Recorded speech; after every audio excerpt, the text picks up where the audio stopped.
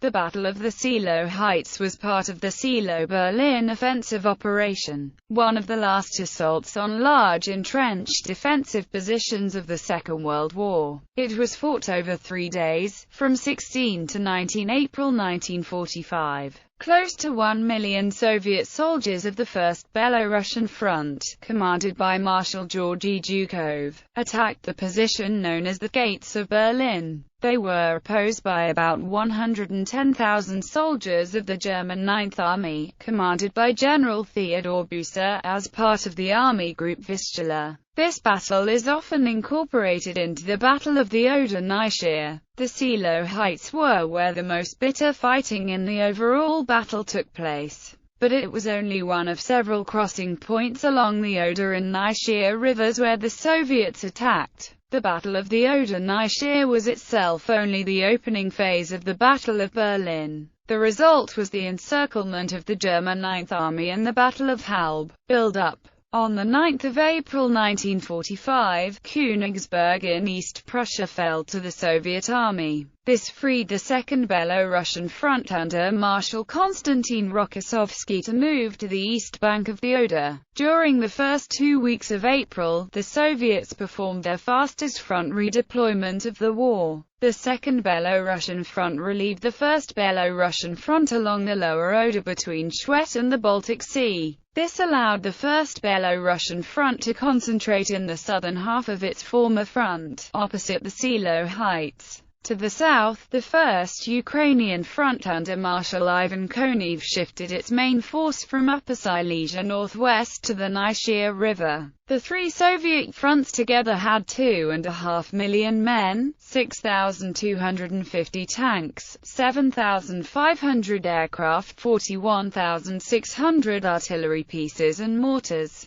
3,255 truck-mounted Katyusha rocket launchers and 95,383 motor vehicles. The First Belorussian Front had 9 regular and 2 tank armies consisting of 77 rifle divisions, 2 cavalry, 5 tank and 2 mechanized corps, 8 artillery and 1 Guards Mortars divisions and a mixture of other artillery and rocket launcher brigades. The front had 3,059 tanks and self-propelled guns and 18,934 artillery pieces and mortars. 8 of the 11 armies were posted along the Oder. In the north, the 61st Army and the 1st Polish Army held the river line from Schwedt to its meeting with the Finov Canal. On the Soviet bridgehead at Kustrine, the 47th Army, 3rd and 5th Shock Armies, and the 8th Guards Army were concentrated for the attack. The 69th Army and 33rd Army covered the river line south to Guben. The 1st Guards and 2nd Guards tank armies and the 3rd Army were in reserve. The 5th Shock and 8th Guards were posted directly opposite the strongest part of the defences, where the Berlin Autobahn passed through the heights. The German Ninth Army held the front from about the Finov Canal to Guben, an area which included the Seelow Heights. It had 14 divisions, the Fortress, Frankfurt, 587 tanks and 2,625 artillery pieces. Further south, the front was held by the 4th Panzer Army, which opposed the 1st Ukrainian Front. General Gotthard Heinrich I replaced Heinrich Himmler as commander of Army Group Vistula on the 20th of March. He correctly predicted that the main Soviet thrust would be made over the River Oder and along the main east-west Autobahn at Seelow Heights. He decided to defend the riverbank with only a light skirmishing screen, but to strongly fortify the Seelow Heights, which rise about 48 meters above the Oder and overlook the river where the Autobahn crossed it. He thinned out the line in other areas to put more men at the heights. The Oder's floodplain was already saturated by the spring thaw, but German engineers also released water from a reservoir upstream, which turned the plain into a swamp. Behind the heights, they built 3 lines of defenses, spreading back toward Berlin. The last was the Wotan Line, 10 to 15 miles behind the front line. These lines consisted of anti-tank ditches, anti-tank gun emplacements, and an extensive network of trenches and bunkers. battle. In the early hours of the 16th of April, the offensive began with a massive bombardment by thousands of artillery pieces and katyushes. Well before dawn, the 1st Belarusian front attacked across the Oder and the 1st Ukrainian front attacked across the Nyshir. The 1st Belarusian front was the stronger force, but it had the more difficult assignment since it was facing the bulk of the German forces. The assault by the 1st Belarusian front started with an intense artillery bombardment. According to Beaver and Ziemke, Heinrich and Bucer had anticipated the attack and withdrew their defenders from the first line of trenches just before the Soviet artillery would have obliterated them. However, this is contradicted by a report to Stalin, in which Zhukov writes that, considering that the enemy moves its infantry from the first to the second and third lines of trenches in the morning, I used a nightly artillery barrage with a high density of fire for 30 minutes, with the use of searchlights to blind the enemy and light up the terrain ahead of the advancing troops. According to the interrogated prisoners,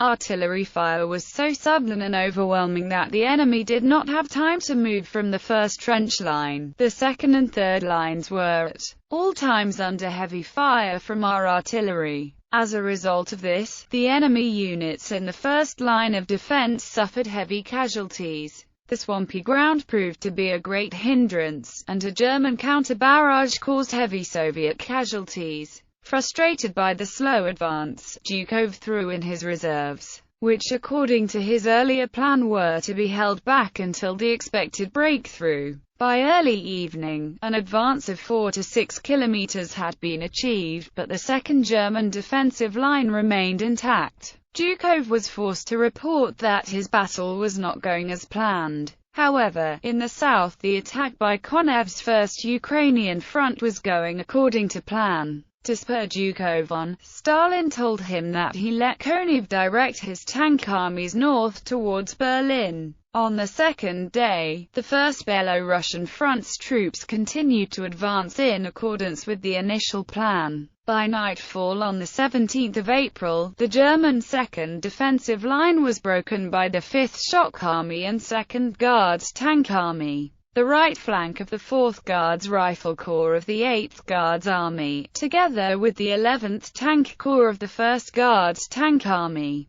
had taken advantage of the success of their comrades and also advanced. The 47th and the 3rd Shock Armies progressed another 4 to 8 kilometers. To the south, however, the 1st Ukrainian front was pushing back the 4th Panzer Army. The left flank of Army Group Center under Ferdinand Schorner was beginning to crumble. Schorner kept his 2 reserve panzer divisions in the south covering his center, instead of using them to shore up the 4th Panzer Army. This was the turning point in the Berlin offensive, because the positions of both Army Group Vistula and the center and right sectors of Army Group Center were becoming untenable. Unless they fell back in line with the 4th Panzer Army, they faced envelopment.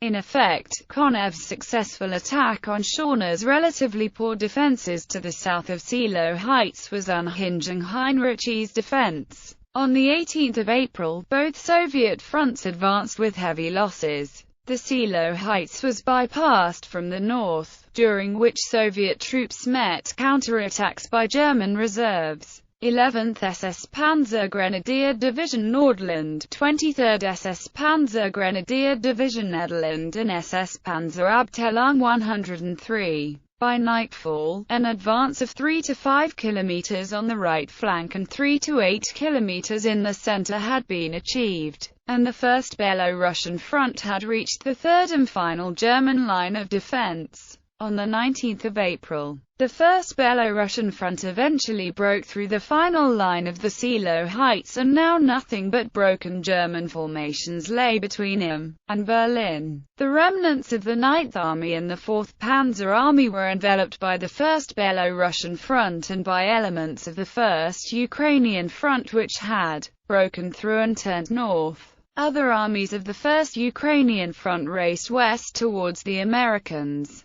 By the close of the 19th of April, the German Eastern Front line had effectively ceased to exist. All that remained were pockets of resistance. Aftermath and analysis. The defensive line on the Seelow Heights was the last major defensive line outside Berlin. General Heinrich I had said before the battle that the Seelow Heights could be held for only 3 or 4 days without reinforcements, which he did not have. From the 19th of April, the road to Berlin, 90 kilometers to the west, lay open. By the 23rd of April, Berlin was fully encircled and the battle in Berlin entered its last stage. Within 2 weeks, Adolf Hitler was dead and the war in Europe was effectively over. As a result of the First Belarusian Front's success at the Seelow Heights and the Oder Front in general, most of the forces of the German Ninth Army were encircled before they could retreat to Berlin. The city was then defended by broken formations, the Volkssturm, police and air defense units, which allowed the Soviet army to take it in only 10 days. After the war, Zhukov's critics asserted that he should have stopped the First Belarusian Front's attack via the direct line to Berlin along the Autobahn and instead made use of the First Ukrainian Front's breakthrough over the Nyeshyr or concentrate its armies on surrounding Berlin from the north. This would have bypassed the strong German defenses at Seelow Heights, and avoided many casualties and the delay in the Berlin advance. Zhukov supposedly took the shortest path, so that his troops would be the first ones to enter the city. However, Zhukov chose the main thrust to be through the Seelow Heights not because he thought that was the quickest way to get to Berlin, but because that was the quickest way to link up with Konev's First Ukrainian Front and cut off the German Ninth Army from the city. Also, bypassing the Seelow Heights and attacking Berlin from the north would have exposed the northern flank of the First Belarusian Front to a potential attack from German forces to the north, which could have pinned Zhukov's forces against the Seelow Heights. Furthermore, in actuality only 2 of the 5 armies of the First Belarusian Front attacked the Seelow Heights themselves, and the heights were eventually bypassed from the north as soon as there was a narrow breakthrough. Estimates of Soviet casualties during the assault on the Seelow Heights vary from under 10,000 to over 30,000 killed.